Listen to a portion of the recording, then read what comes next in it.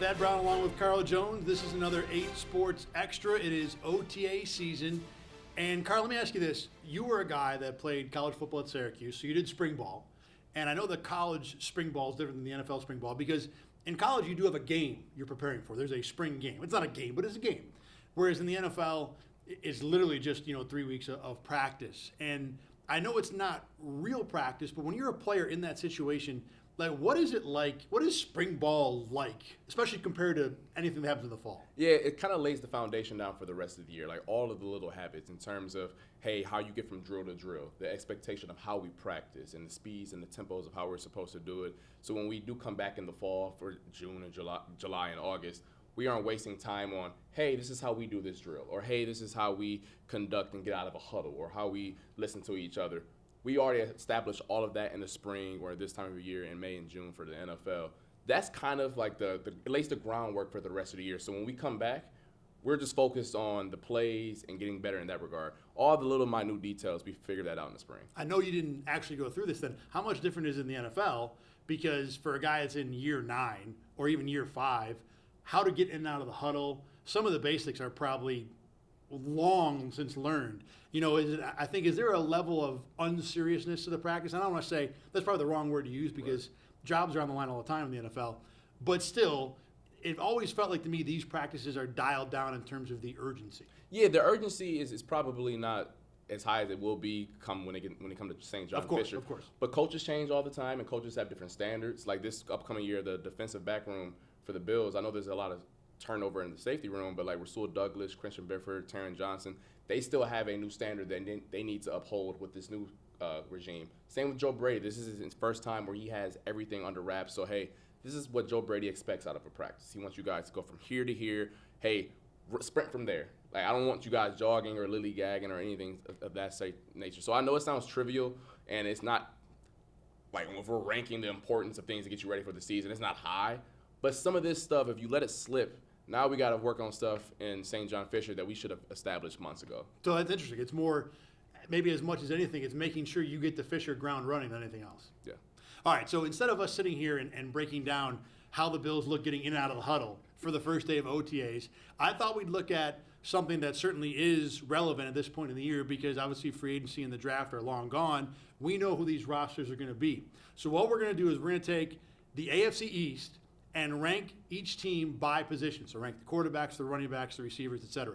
The rules are, it is only for this year. So I'm not worried about what you think long term. I'm not worried about contract implications, any of that stuff. And the other part of this is that Carl and I each come in with our own idea. We're going to leave with one. So there is no, you think the Bills are better than the Jets and I don't? That's happy, yay. No.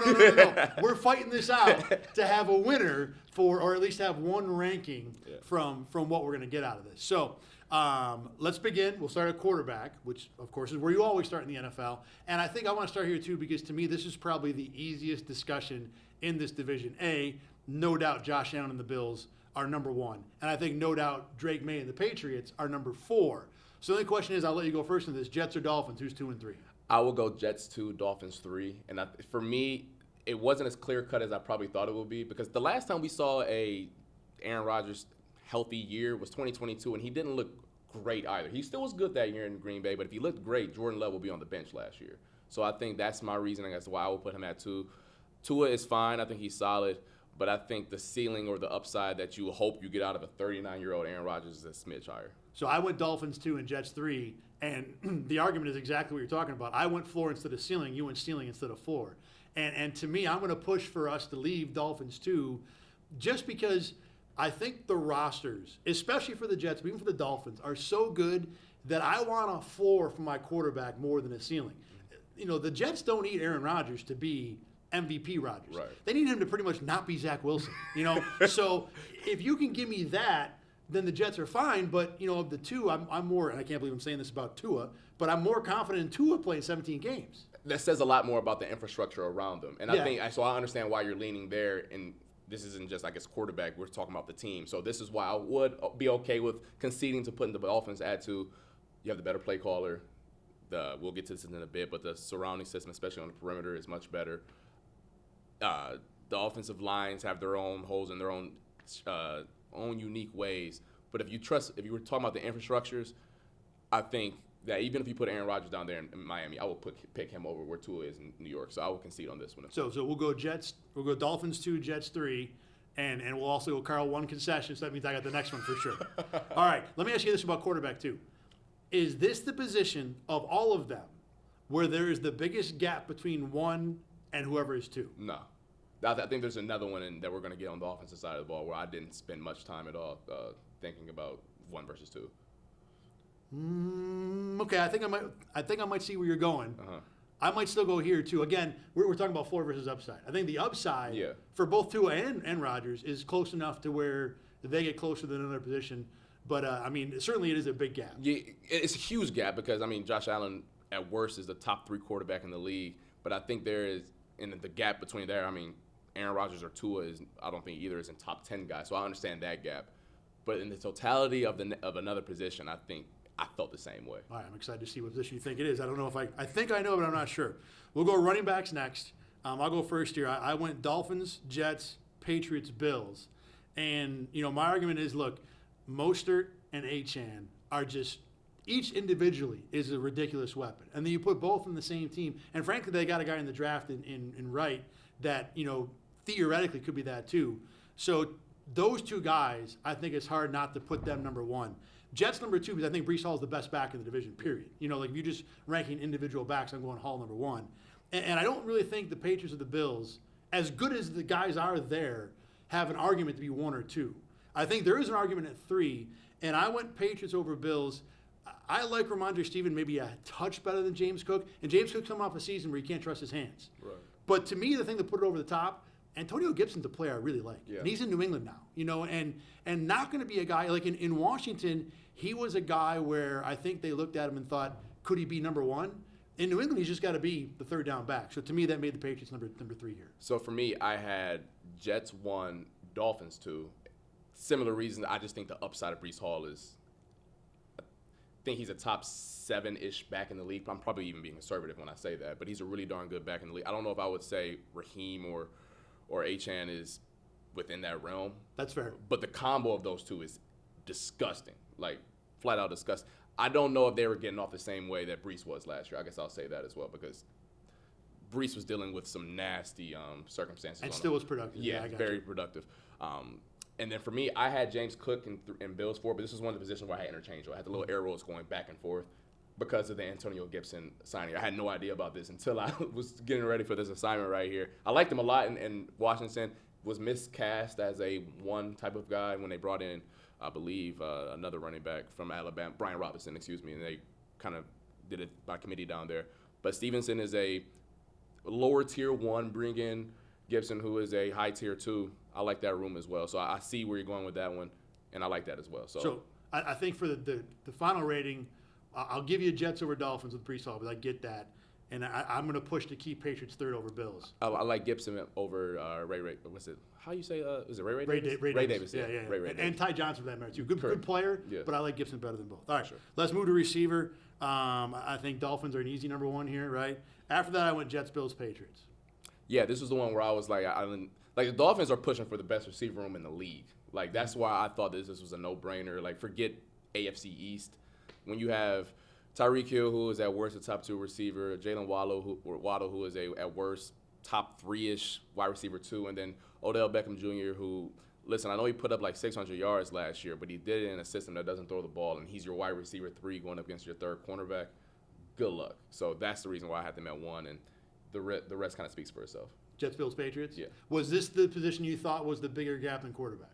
Yes, but yeah, it was, and the only reason I say that, I don't know what we're getting out of Mike Williams this year. That was the huge thing. Because if we're getting the Mike Williams, the one that terrorized me at Clemson, and then the one who was pretty productive in Los Angeles for a bit, it's not close. It's not close, but the gap is a little bit closer for me. So I viewed quarterback and receiver in the same way, where it was, pick one, we'll worry about the rest later. Yeah, the number 1 is easy. Yeah. Bills over Patriots, to me, I think Curtis Samuel is certainly dependable enough to push that group forward. Khalil Shakir, too, for that matter.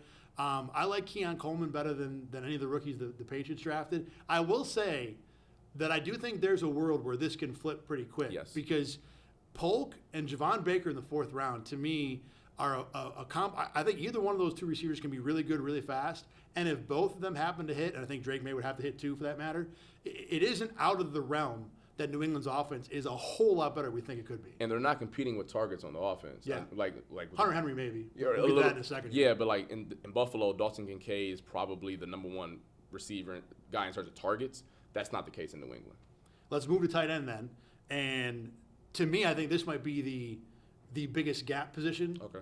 I think you can make an argument for it here. I don't know if I didn't really, I brought that question up to ask you. I didn't answer it myself. Yeah. Terrible preparation by me. But I will go Bills number one here. I mean, just because Dalton Kincaid is the guy and no one else in the division has a guy. Give me your next three after that. I went Patriots, Jets, Miami. The Patriots are a little bit older in that room. Hunter Henry and Austin Hooper, those guys are getting up there in age a little bit, but they've been a little bit more reliable. I like Tyler Conklin a lot, actually, and Jamie Ruckert, the Ohio State guy as well. For the Jets. But for me, their numbers are very similar, Conklin and Hunter Henry. I think with Jonnu down in Miami, who is actually on the list as well, but they're comfortably fourth. But for me, with him out of the picture now, I think Hunter Henry can take a little bit jump in production a little bit. I think I ranked him exactly the same way for exactly the same reasons. Tyler Conklin is a solid guy. You know, he's not, no one's drafting him in fantasy, but everybody's going to pick him up when your tight end's on bye because he's going to get some stuff, you know, assuming Aaron Rodgers is healthy, and he's going to produce some stuff. And I like Henry and Hooper, you know, certainly the 1-2. I mean, Hooper is probably the best number 2 tight end in the division, if that's a debate we even need to have. Right. So I think Patriots number 2. But yeah, you know, the gap from Bills, even Dawson Knox, you know, is still better. He's probably a top 5 tight end in the division. Yeah. So the Bills have him plus Kincaid, what we think he can do. To me, this might be the biggest gap spot. All right, offensive lines next. I'll let you take this one first. Man, this one was tough because I agree. This is the one where we're weighing injuries, we're weighing how guys are going to play this year, even though none of these groups, not even the Patriots, we can go off of last year and say this is what they're going to project into the future. I went Bills 1, just based off of the track record, Jets 2, Miami 3, and then Patriots 4. I want to hear what you have to say on this one, though. So Bills 1 for me, too, and I don't think any debate there. I think, you know, even with the Bills moving on from Mitch Morse, you know, there's still more that you can depend on with that team, especially at the tackles, than with any of these other 3 teams. There's so many questions in the other 3 spots that it's hard to make an argument for any of them to be better. I will say, if you went healthy, I might make the Jets the better offense. If you told me those guys were all playing, like, let's just say one game, right? And I get the 5 the Jets are going to roll out versus the 5 the Bills are going to roll out. Right this second, I'd probably take the Jets. That being said, though, I still listed the Patriots as number 2 on my list. I went Patriots over Jets and over, like, I went Dolphins 4. Ooh, okay. So here's the thing with the Dolphins. You got Isaiah Wynn. You know, is he going to play? You know, like, what's he going to be? You know, he's not 16 games last 2 years that guy has played. So can I depend on him to be healthy? You know, Brewer had a bad pass blocking year last year for them. So I don't. There's not enough. Like, other than Teron Armstead, who has his own issues exactly staying healthy. There's like almost nothing. Like the Jets. The funny thing about the Jets is there's so little to depend on. You can depend on the fact they're going to be talented, though. Whoever's out there is going to. They're ridiculously talented if they play. The Dolphins, I can't even get to that. So that's why I went Dolphins 4.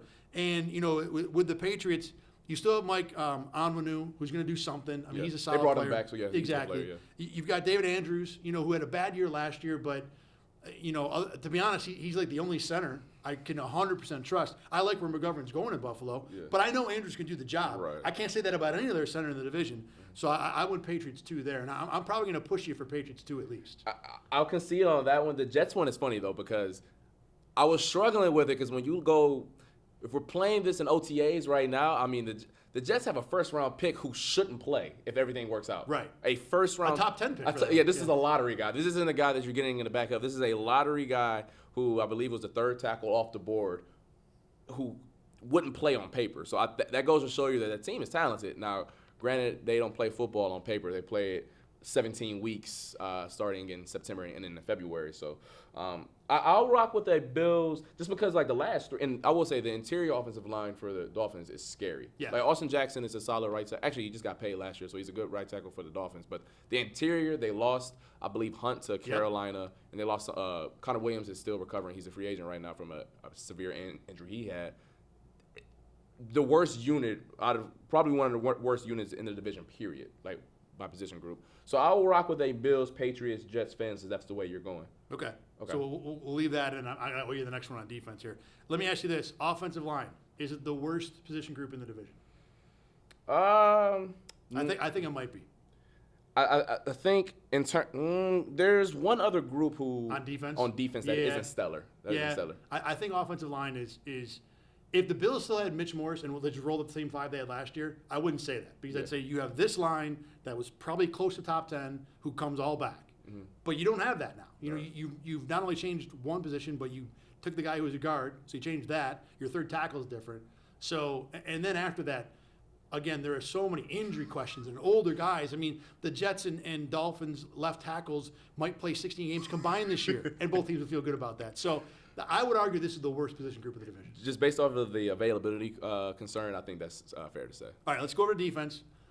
I went D-line as a whole position. I thought about going D tackles and edges, and I thought it'd be better to look at the pass rush and the front four as a unit as opposed to going individually. I'll let you go first here. So I separated, but I can do this on the fly right now because one is easy. It's clearly the Jets. I know they lost Bryce Huff, and who's the other guy they lost? John Franklin Myers. Well, they brought in Hassan Reddick, so cool, whatever. And they also still have Quentin Williams, who is a top 2-3-ish defensive tackle in the game, and a bunch of other guys that Robert Saleh is rolling in like hungry dogs. So that group is clearly one of the better units in the NFL, period. Forget the division. 2 here is interesting, and it's the same concerns I had about injuries on the offensive line is the same concerns I have here on the defensive line for the Dolphins. If we're talking about 1 year in particular, the Dolphins' 2 best edge rushers, we don't know when they're going to play. That's Jalen Phillips and Bradley Chubb coming off of an Achilles and ACL injury, respectively. And these happened late in the year, I believe December for both of those guys. So we don't know when they'll be effective, how effective they'll be. I know they're a bit younger, so you assume they will come back a little bit better. But maybe we shouldn't. I know what you're saying. Maybe we shouldn't. But for me, I'm not a doctor, so I will put the Bills 2 for the sole reason I believe that they have the best player who's healthy in Ed Oliver, Gregory Rousseau, who is a solid to good edge rusher, and then after that we're picking hairs a little bit. But the Dolphins, I just don't know how many dudes they have. They lost Christian Wilkins, which hurts a lot up front. I know they brought in Chop Robinson. I know they brought in Shaq Barrett. But there's a reason why Shaq Barrett's no longer in Tampa, and there's a reason why Chop Robinson fell to the second half, and he's a rookie. I don't know what he's going to be. So for me, I went Bills. Jets first, you said? Jets, Bills, Fins, and then Patriots wasn't too far behind either of those groups, actually, because I believe Christian Barmore is a starting player. I don't know when I'm getting out of Judon at the age of 32. 31 now, 32 now. Yeah, and then Uche's interesting to me because he was good when Judon was there, but then last year he didn't have the stellar year that you expect. So that's where, doing this on the fly, by the way, that's probably how I would rank those last 3. Right, this is going to be a fascinating discussion. Okay. I want Patriots number 1 in the division. Okay. To me, I looked at Uche, who had, 3 sacks in the 2 games that Juden played last year, and then didn't do anything after that. So, look, Yeah. Uche ain't doing it by himself. Right. But, if the Patriots get Juden back, which they should, I mean, it was a torn biceps. It's not like he's probably fine now. Right. It's not like an ACL or an Achilles where you're he's going to have a year where it's bad. Now all of a sudden Uche goes back to being the 10-sack guy that he was the year before. Right. Barmore in the middle. I mean, they're the only team that I look at with both edges and think I'm potentially scared of both of them. Now, again, with the caveat that I don't know who's healthy in Miami. Right. If Miami's fully healthy, then I think that they're a different story. But with the Dolphins, you take away Wilkins. I don't know what I'm getting at all out of Phillips or Chubb. I can't count on them to be anything. I had them 4th, in the division. I had the Jets 2. And the only reason I had the Jets 2 is that, Franklin Myers and Huff gone in exchange for Reddick is probably a wash.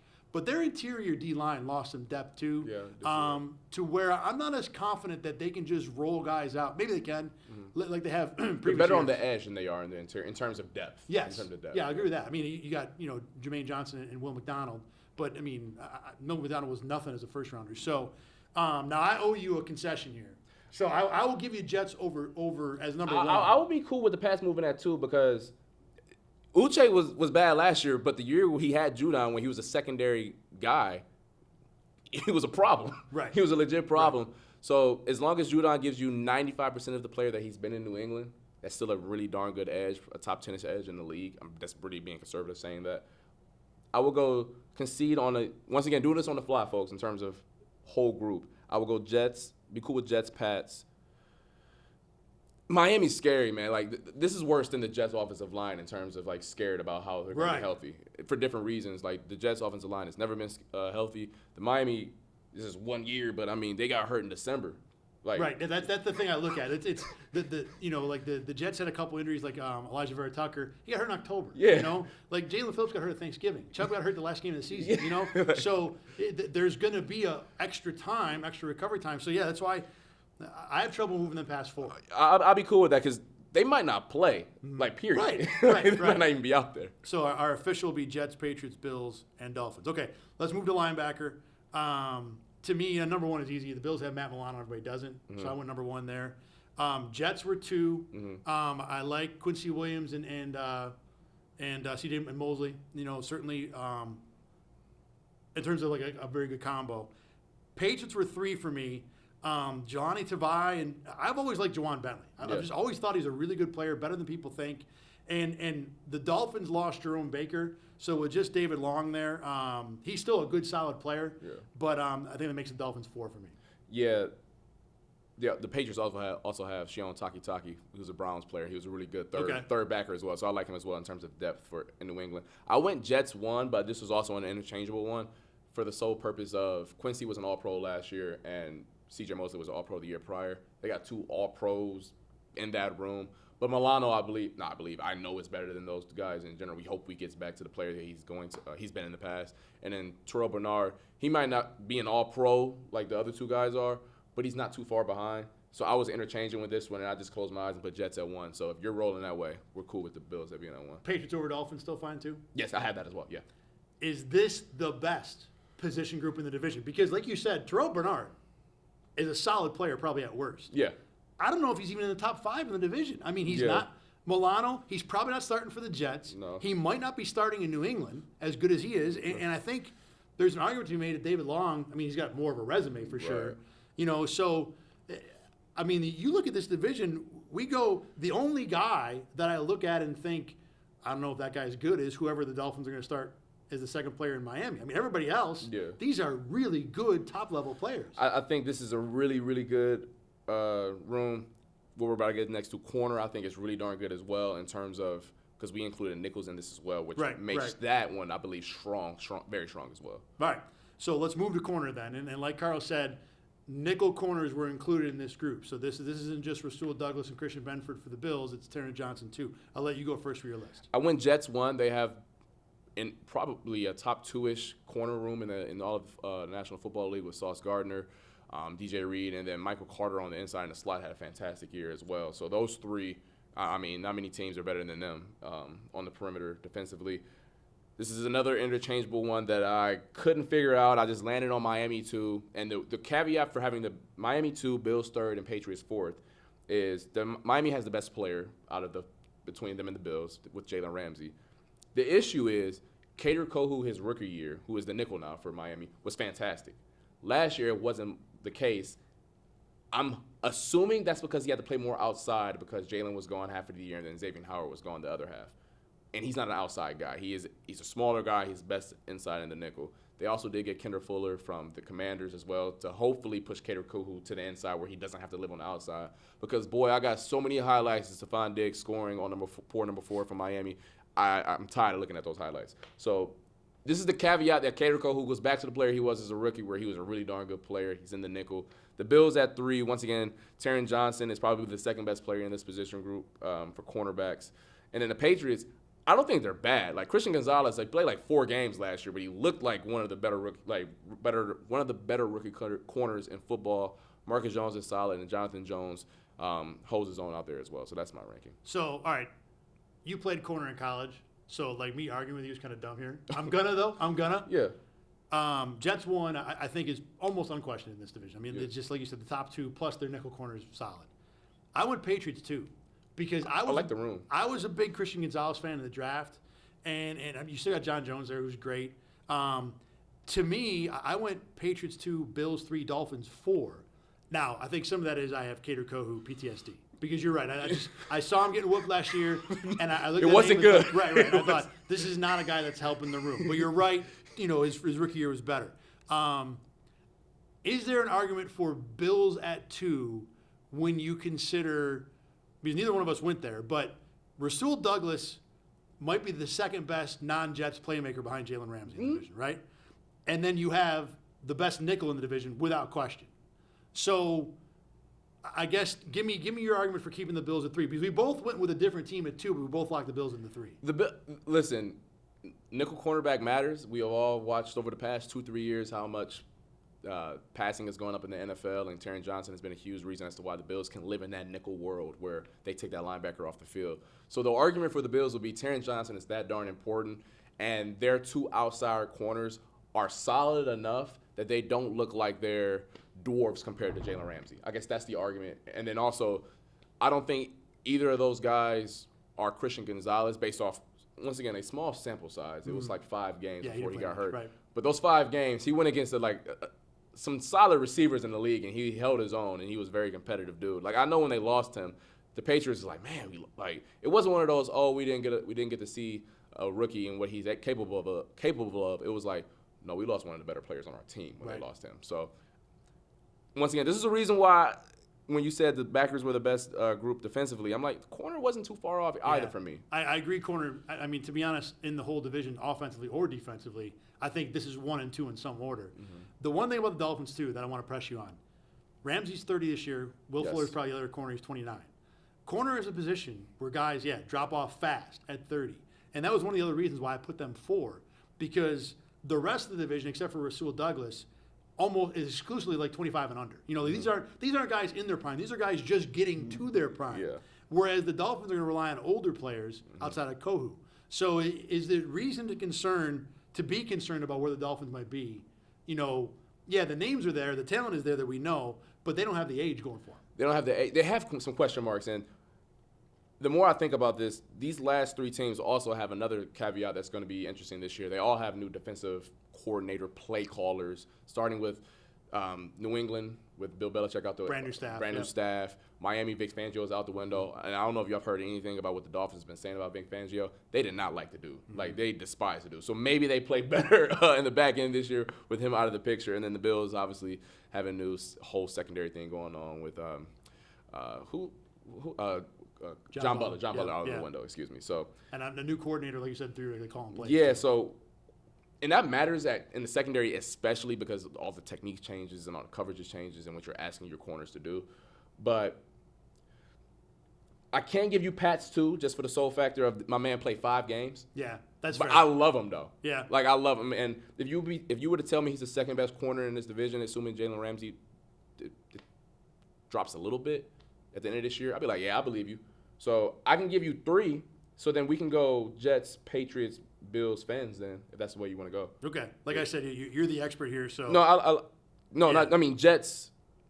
Then we have to go Bills too. Then I don't want to go Bills 2 or 4. I think Bills at 3 feels really right to me, no matter how you want to slice it. I can see the argument for Patriots or Dolphins 2-4, but not at 3, which is weird to say.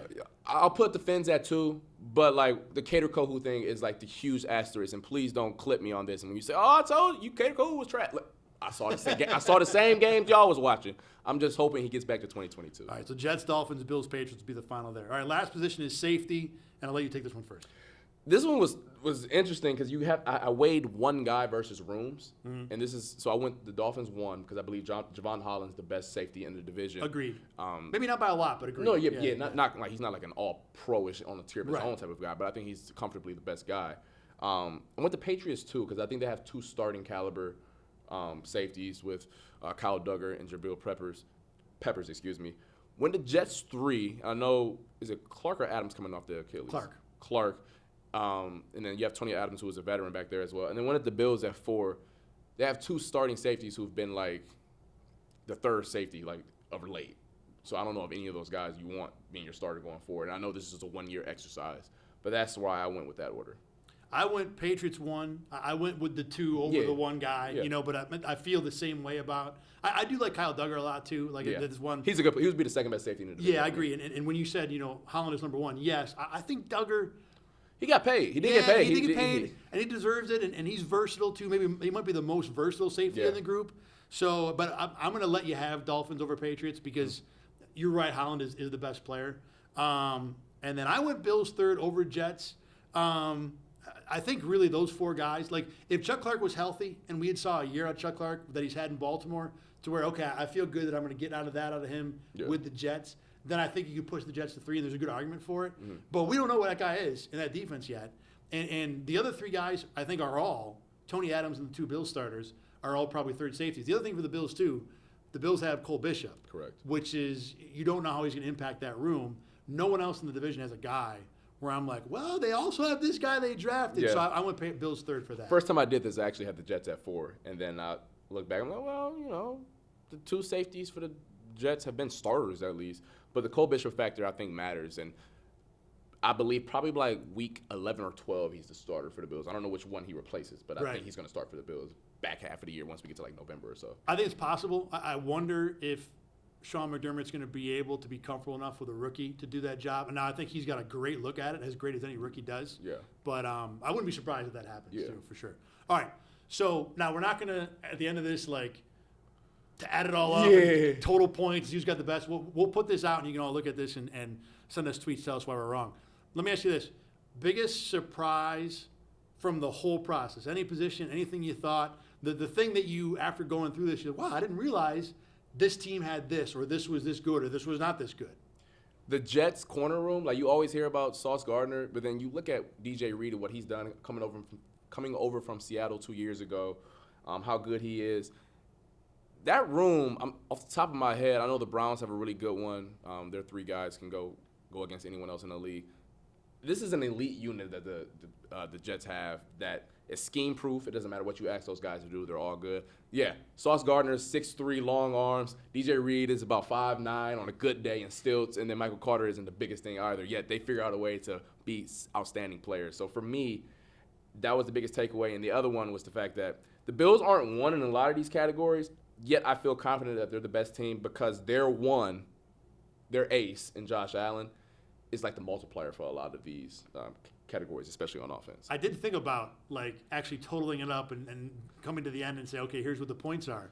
And my thought was, well, all right, obviously quarterback is not the same as linebacker, so do I multiply it by 2? Do I multiply it by 3? And then I got to the point where I was like, well, O-line is better than linebacker. So linebacker will be 1, O-line will be 2. Quarterback will be like 6. So that's where I was like, no, we ain't doing that. Yeah. But to your point, yeah, that's why the Bills, to me, are still the favorite because the one position they have a giant advantage. Well, they have another one at tight end too. Right. But quarterback is such a big advantage. And really, frankly, they are, if we did coaches, Sean McDermott's no worse than 2. Right. Probably should be 1. And regardless, he's ridiculously far in front of 3 and 4. Yeah. So those are big advantages for the Bills to have to where you can get away with being 3rd on D-line and 4th and corner, whatever we had them at. The thing that stuck out to me, the number of question marks up front for both teams, or for all 4 teams, I should say, but on both lines. On both lines, yes. I mean, the number of aged, veteran. We didn't even talk about Von Miller. Yeah, exactly. We didn't even mention Von Miller in this discussion. On both sides, guys coming off. I mean, Phillips, Smith for the Jets on the offense, Armstead. Like I talked about, the defensive lineman from Miami. The Jets totally retooled their D-line room in a way. There are so many questions. To me, the team that answers or has the most positive results up front, either side, is the team that is going to be the strongest or most surprising in this division. Yeah, think about the end of the year last year where the Dolphins, poor Dolphins, I don't know what happened to y'all training room staff last year. Right. Hopefully y'all still got jobs, but the end of the year did not go well for them at all, by and large part because up front was decimated. And we don't even know if they're going to be able to play this year. And the Jets, at least defensively last year, were healthy up front. Offensive line, they ain't been healthy since I've been around. But even the Bills have their own question marks, not health-related. But the game is won up front, and whoever stays healthy come January. I mean, the Dolphins were healthy for most of the year, and then they just fell apart at the end. So we'll see who's healthy for the playoff run at the end.